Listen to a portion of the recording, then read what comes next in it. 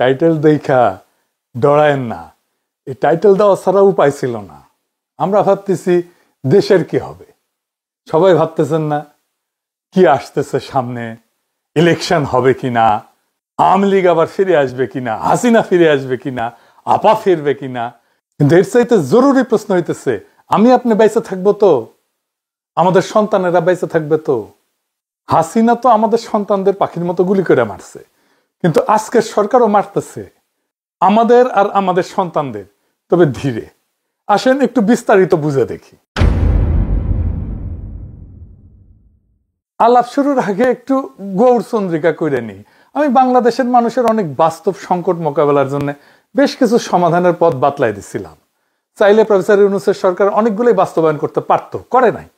আজকে আমি এমন একটা ইস্যু নিয়ে কথা বলবো যার ভুক্তভোগী আমরা সবাই, আমি আপনি সবাই। আর এই সমস্যা আমাদের স্বাস্থ্য, আমাদের জীবনী শক্তি, আমাদের জাতির প্রোডাক্টিভিটি, উৎপাদনশীলতা একেবারে নিঃশেষ করে দিচ্ছে। আমরা যেন একবারে দাঁড়াইতে না পারি সেই ব্যবস্থা করতেছে। কি এটা? এটা হইতেছে বিষাক্ত খাদ্য। শুধু মানুষের খাদ্য না, পশু প্রাণীর খাদ্যও বিষাক্ত। আর সেইগুলো শেষ পর্যন্ত আমাদের শরীরে ঢুকতেছে। বাংলাদেশে যে পরিমাণে খাবারে ভেজাল, সেটা সম্ভবত পৃথিবীর শীর্ষে। কোন খাবারে ভেজাল নাই? দুধ বলেন, শাকসবজি বলেন, ফল, মশলা, আচার, আইসক্রিম, মাছ, কোনটা না? প্রত্যেক দিন আমরা নিজেরা বিষ খাই, সন্তানদের মুখে বিষ তুলে দিই। রেস্টুরেন্টে যে রান্না হয় সেটাও পচা। বাংলাদেশ সম্ভবত একমাত্র দেশ যে দেশে 5 স্টার হোটেলে খাইলেও পেট খারাপ হয়। ব্যানে ভ্যানে করছি না। একবার শেরাটন হোটেলে খাইছিলাম 2006 সালে, আমার নিজের টাকায় না, আমারও তো টাকা নাই শেরাটন হোটেলে খাওয়ার মতো। অফিসের বস ফ্রান্স থেকে আসছিল, ও খিলাইছিল। ওরে বাপ, রাত থেকে বমি আর পাতলা পায়খানা একেবারে ডাইরেক্ট হয়ে গেছিল। হাসপাতালে ভর্তি হইতে হয়েছিল, তার সাথে জ্বর। যাই হোক, কারো কোনো ভ্রুক্ষেপ আছে? এই যে খাবার দাবারের যে অবস্থা, আমরা যে বিষ খাইতেছি, কারো কোনো ভ্রুক্ষেপ নাই। নিরাপদ খাদ্য, এটা পাওয়া যায় মানুষের মৌলিক মানবাধিকার, এটাও মনে হয় জানে না কেউ। অথচ বাংলাদেশের খাদ্যকে পরিপূর্ণভাবে নিরাপদ করে তোলা সম্ভব 2 থেকে 3 বছরের মধ্যে। আমি গ্যারান্টি দিব এটাই হবে। এখন কেমনে হবে আসেন সেটা বুঝে দেখি। আচ্ছা, আপনাদেরকে জানা আছে যে আমাদের কোন কোন সরকারি প্রতিষ্ঠান আর কতজন লোক এই যে নিরাপদ খাদ্য নিশ্চিত করার জন্য কাজ করে? আমরা পয়সা দিয়ে পালি সরকারি কর্মচারী, জানা নাই? আসেন সেটা দেখি। বাংলাদেশে নিরাপদ খাদ্য নিশ্চিত করার কাজে একাধিক প্রতিষ্ঠান যুক্ত আছে। এগুলো খণ্ডিতভাবে কাজ করে, আপনি কল্পনাও করতে পারবেন না যে কত লোক কাজ করে। তাও আপনি যেই তিমিরে ছিলেন সেই তিমিরেই থাকতেছেন। আসেন এক এক কইরা দেখি। বাংলাদেশ নিরাপদ খাদ্য কর্তৃপক্ষ, BFSA, এদের কাজ হইতেছে স্বাস্থ্যসম্মত খাদ্য নিশ্চিত করার জন্য বাংলাদেশে প্রতিষ্ঠিত মূল এবং সবচেয়ে গুরুত্বপূর্ণ সংস্থা হচ্ছে এটা। এরা খাদ্য উৎপাদন দেখে, প্রক্রিয়াকরণ দেখে, আমদানি দেখে, বিপণনের প্রত্যেকটা স্তরে খাদ্যের মান পর্যবেক্ষণ এবং নিয়ন্ত্রণ করে। এটা বিভিন্ন সংস্থার কার্যক্রম সমন্বয়কারী বা আমব্রেলা বডি হিসেবে কাজ করে। অনুমোদিত লোকবল 365 জন। 2 নাম্বার, জাতীয় ভোক্তা অধিকার সংরক্ষণ অধিদপ্তর, DNCRP। আপনারা দেখেন যে মাঝে মাঝে ম্যাজিস্ট্রেট যায় দোকানে দোকানে, এটা হচ্ছে এই ভোক্তা অধিকার সংরক্ষণ অধিদপ্তর থেকে। এরা সরাসরি খাদ্যে ভেজাল বা অনিরাপদ উৎপাদনের ব্যবহার রোধে কাজ করে। এই সংস্থায় বাজার অভিযান পরিচালনা করে এবং অস্বাস্থ্যকর এবং ভেজাল খাদ্য বিক্রির বিরুদ্ধে আইনানুগ ব্যবস্থা গ্রহণ করে। ভোক্তারা যদি অভিযোগ করে তার ভিত্তিতেও তারা তদন্ত করে, জরিমানা করে। এদের লোকবল অনুমোদিত 664 জন। 3 number, Bangladesh standards and testing institution, BSTI। Seal দেখেন না BSTI এর, এটা হইতেছে সেটা। বিভিন্ন খাদ্য পণ্যের মান নির্ধারণ করে এবং সেই মান অনুযায়ী পণ্য উৎপাদন হচ্ছে কিনা সেটা নিশ্চিত করে। তারা পণ্যের অনুকূলে BSTI এর একটা সিল দেয়, যা পণ্যটা নিরাপদ কিনা এইটার নিশ্চয়তা দেয়। খাদ্যে ভেজাল রোধ এবং সঠিক পরিমাণ নিশ্চিত করতে BSTI নিয়মিত ভ্রাম্যমাণ আদালত পরিচালনা করে। বর্তমানে এদের 664টা পদ আছে, আরো 1600 পদ এই সরকারি নিয়োগ দেবে, এটা পরিকল্পনা গ্রহণ করা হয়েছে। 4 নাম্বার, জনস্বাস্থ্য ইনস্টিটিউট, IPH। এইটা স্বাস্থ্য অধিদপ্তরের অধীনে থাকা জনস্বাস্থ্য রক্ষার জন্য একটা গুরুত্বপূর্ণ প্রতিষ্ঠান। এর অধীনেই আছে national food safety laboratory, NFSL। এই যে এটা খাদ্যের রাসায়নিক এবং মাইক্রোবায়োলজিক্যাল পরীক্ষা, অণুজীব পরীক্ষা, এটার মাধ্যমে গুণগত মান এবং নিরাপত্তা যাচাই করে। এইটা দেশের অন্যতম প্রধান খাদ্য পরীক্ষাগার। এইটার লোকবল আমি ঠিক খুঁজে পাই নাই, কিন্তু অনুমান করি এটা 100-র মতো হবে আর কি। 5 নাম্বার, বাংলাদেশ বিজ্ঞান এবং শিল্প গবেষণা পরিষদ, BCSIR, সায়েন্স ল্যাবরেটরিজ। এটা এই প্রতিষ্ঠান মূলত একটা গবেষণা সংস্থা, কিন্তু এর অধীনে থাকা খাদ্য বিজ্ঞান প্রযুক্তি ইনস্টিটিউট আছে একটা, IFST। এরা নিরাপদ খাদ্য নিয়ে গুরুত্বপূর্ণ গবেষণা করে এবং তারা খাদ্যের পুষ্টিগুণ, টক্সিন মানে বিষ আছে কিনা খাদ্যের মধ্যে, ভেজাল শনাক্তকরণের নতুন পদ্ধতি উদ্ভাবন করে, যা নিরাপদ খাদ্য নিশ্চিতকরণে পরোক্ষভাবে সহায়তা করে। IFSTর ওয়েবসাইটে এই ইনস্টিটিউটে 50 জনেরও বেশি বিজ্ঞানী গবেষক কর্মরত আছে। তো বিজ্ঞানী গবেষক ছাড়াও তো ইনস্টিটিউটে গবেষণা সহায়তার জন্য ল্যাব টেকনিশিয়ান লাগে, প্রশাসনিক সহকারী লাগে, কর্মচারী লাগে। তো সব মিলে বিবেচনা করলে ধরেন এদেরও 100-র মতো লোকবল হবে।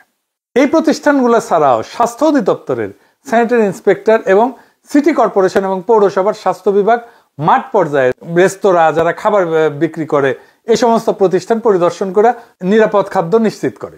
স্বাস্থ্য অধিদপ্তরের অনুমোদিত কাঠামো অনুযায়ী প্রত্যেকটা উপজেলায় এক বা একাধিক স্যানিটারি ইন্সপেক্টর আছে এবং সহকারী স্যানিটারি ইন্সপেক্টর আছে। সেই হিসাবে সারা দেশে 495টা উপজেলায় এই সংখ্যা প্রায় 1000 থেকে 1200 জন। সিটি কর্পোরেশন এবং পৌরসভাগুলোর স্থানীয় সরকার মন্ত্রণালয়ের অধীনে পরিচালিত হয় এবং তাদের নিজস্ব স্বাস্থ্য বিভাগ এবং জনবল কাঠামো আছে। এদের লোকবলের সংখ্যা প্রতিষ্ঠানের আকার, আয়তন এবং বাজেটের উপর ভিত্তি করে ভিন্ন ভিন্ন হয়। তো ধরেন সিটি কর্পোরেশন, বড় সিটি কর্পোরেশন গুলোতে যেমন ধরেন ঢাকা, চট্টগ্রাম, এদের স্বাস্থ্য বিভাগ বেশ বড় এবং সুসংগঠিত। প্রত্যেকটা সিটি কর্পোরেশনে একজন প্রধান স্বাস্থ্য কর্মকর্তা থাকে। এর অধীনে প্রত্যেকটা আঞ্চলিক বা জোনাল অফিসে স্বাস্থ্য কর্মকর্তা এবং তার অধীনে স্যানিটারি ইন্সপেক্টর বা খাদ্য পরিদর্শক কাজ করে। এদের আনুমানিক সংখ্যা ধরেন যেগুলো সিটি কর্পোরেশনের কয়েকশো। সারা দেশের 12টা সিটি কর্পোরেশন মিলায় এই সংখ্যাটা হবে 500 থেকে 700, তার একটু বেশিও হইতে পারে। পৌরসভা, বাংলাদেশের 329টা পৌরসভা আছে। এদের স্বাস্থ্য বিভাগের আকার তুলনামূলকভাবে ছোট। এটার আবার শ্রেণী আছে, যেমন ক শ্রেণী আছে, খ শ্রেণী আছে। তো ক শ্রেণী মানে এগুলো বড় পৌরসভা। এখানে স্যানিটারি ইন্সপেক্টরের পদ থাকলেও ছোট পৌরসভাগুলোতে একজন স্বাস্থ্য সহকারী বা স্যানিটেশন টেকনিশিয়ান আছে, এই দায়িত্ব পালন করে, একই দায়িত্ব পালন করে। আনুমানিক সংখ্যা, এই সংখ্যাটা আমি কোথাও খুঁজে পাইনি, আনুমানিক সংখ্যা প্রত্যেক পৌরসভায় যদি গড়ে 2 থেকে 3 জন করে ধরি, তাহলে সারা দেশে পৌরসভাগুলোতে এই সংখ্যা 600 থেকে 900-র মতো হবে আর কি। বিভিন্ন সরকারি সংস্থাগুলোর অনুমোদিত এবং আনুমানিক লোকবল যোগ করলে প্রায় 4500-এর মতো হয়। এবার বলেন 4500 লোক আপনার নিরাপদ খাদ্য নিশ্চিত করতে কাজ করতেছে, পারতেছে কি?